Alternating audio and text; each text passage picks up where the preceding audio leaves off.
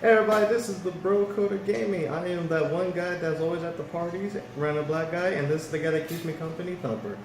We're going to be talking about two things today. The first thing we're going to be talking about is a part for Pokemon Go. Not necessarily the app right now, we'll get into that probably later, but Much later. the one thing I want to talk about is PokeVision, the app that was actually using pretty much to help the game survive at this point.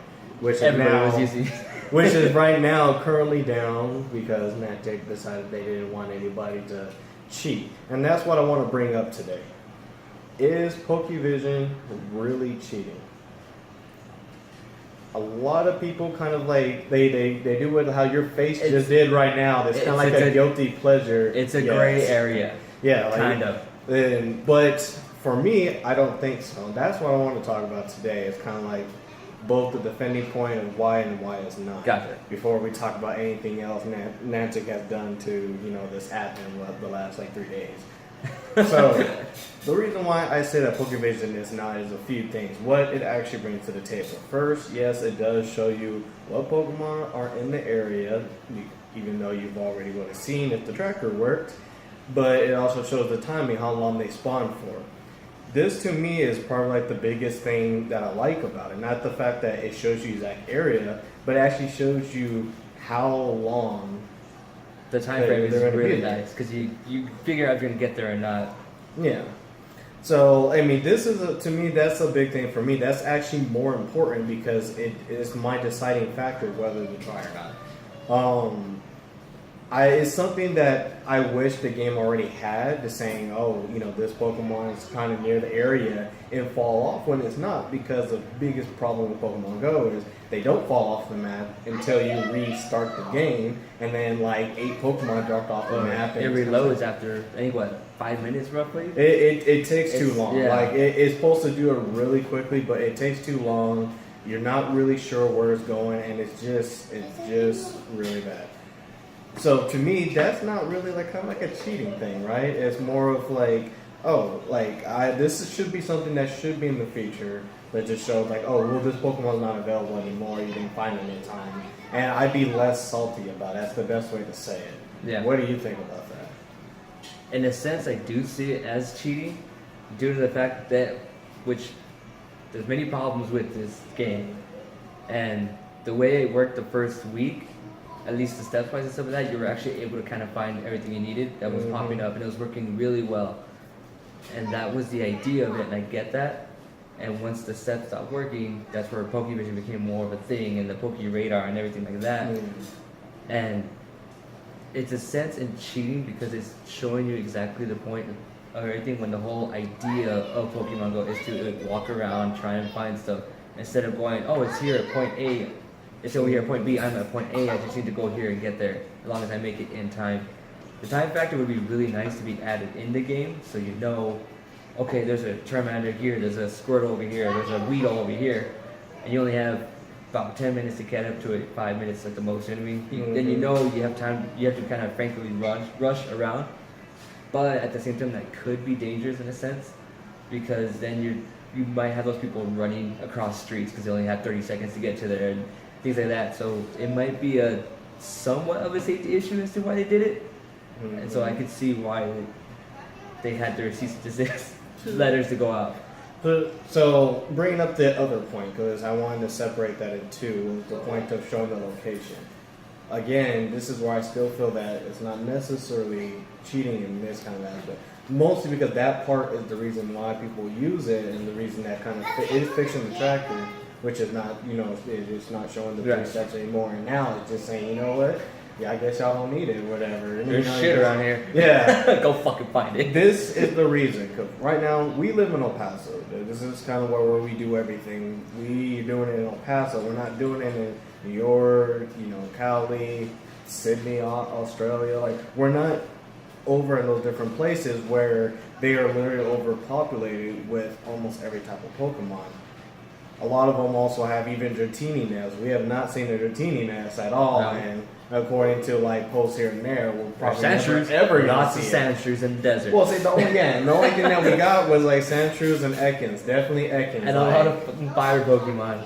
Well, a lot of growlers. I'm still looking for Vulpix. Found one yesterday, and that was about it. Yeah, it's like, and I hatched one, and I was all like, I will take that. But that's where I start going into my problem, is that not every area is fortunate to get everything that they need and provide. With PokeVision, I could see what we are getting and stuff. I couldn't do anything about it because at the end of the day, like, if Shoulder doesn't come, I'm better off just hatching the eggs and literally running around all over the place trying to hatch it. So to me, like, I kind of felt like I didn't really feel like it was cheating because I needed to know what I can actually even bother getting. The second part to that was that PokeVision only helped if you were close enough in the area to begin with. Yeah. It doesn't help, like, if I'm at my house and we're over here, because I will never make it here in the time frame. I'll never make it to UTEP, I'll never make it to Scotty Park if I'm not there. And the thing is, I would use PokeVision when I am at those places because I will bolt over to that horsey if I know that it's over there. And I mean, at the end of the day, I'm not GPS spoofing. I'm literally going, and that's my third point I'm going in, is that I am not cheating as far as saying I'm there when I'm not. At the same time, to clarify too, in El Paso, we're not a city where it's like walking distance here and there. You literally have to drive everywhere to go somewhere. Go to the store, you have to drive 5 to 10 minutes to get there and stuff like that. And we're not a huge city, but a decent sized city, so it becomes a lot harder than places like San Francisco or even like Austin. If you're not in the rural areas.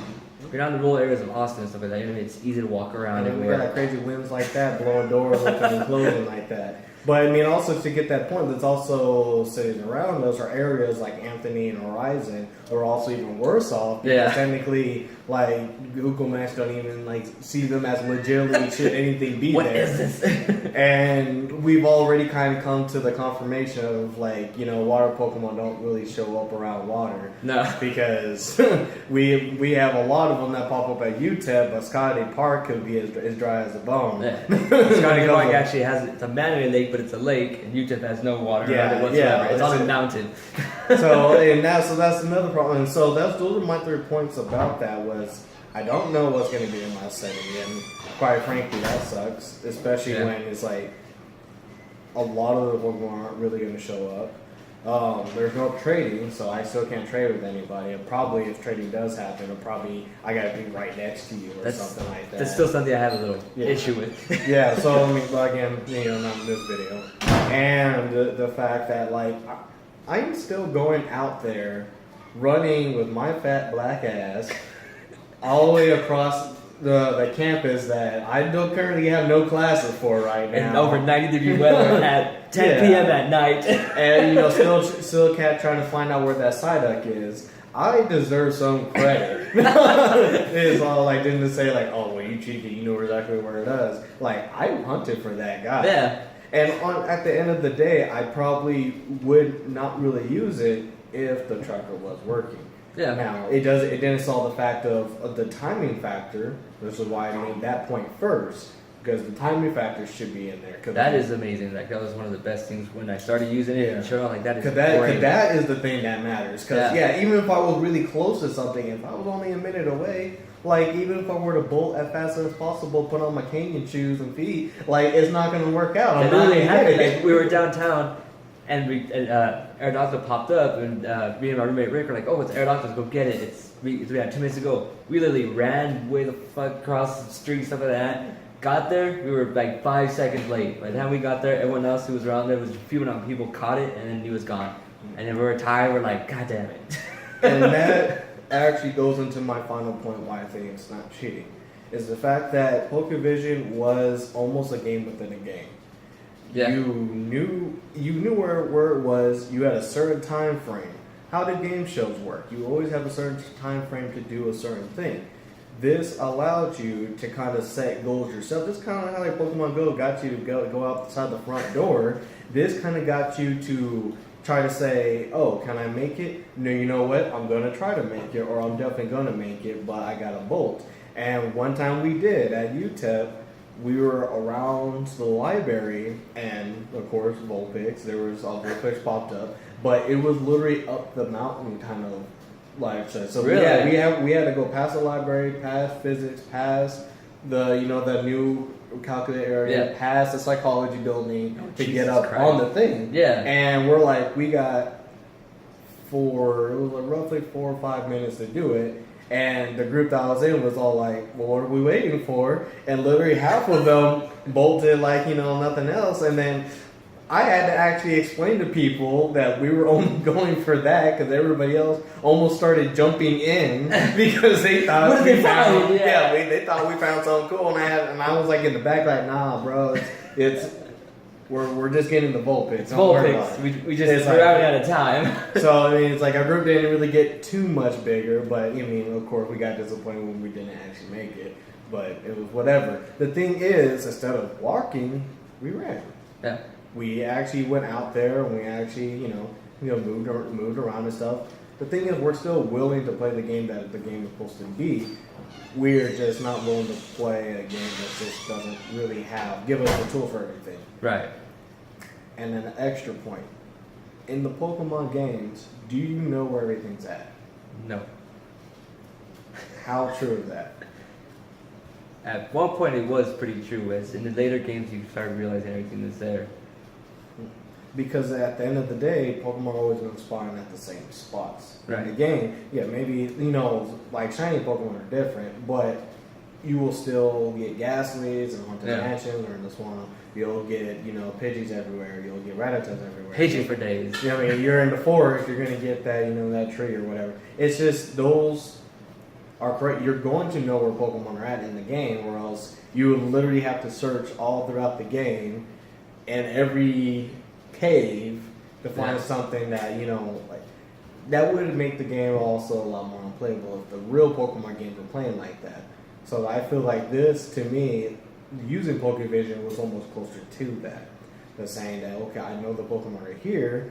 I really can't tell if it's on Nest or not, because you still got to do, okay, if it's popping up a lot, with the two things with Ghastly. Yeah. Ghastly is almost impossible to find. Impossible. It's I only got two, one because I did find one randomly and it never popped up in the area again, and one because I hatched it out of the egg, which is the strongest one that I have. So that's how I kind of feel. It's just a lot of it, you're not gonna be able to find them. Not sure how long it'll take to upload them, and the game doesn't upload you well enough. You're not going to be able to track them efficiently, and it doesn't even matter if you do find them on PokeVision if you're not in the area to get them. Right. And that's how I feel like PokeVision itself is not necessarily cheating; it's still just a helpful tool.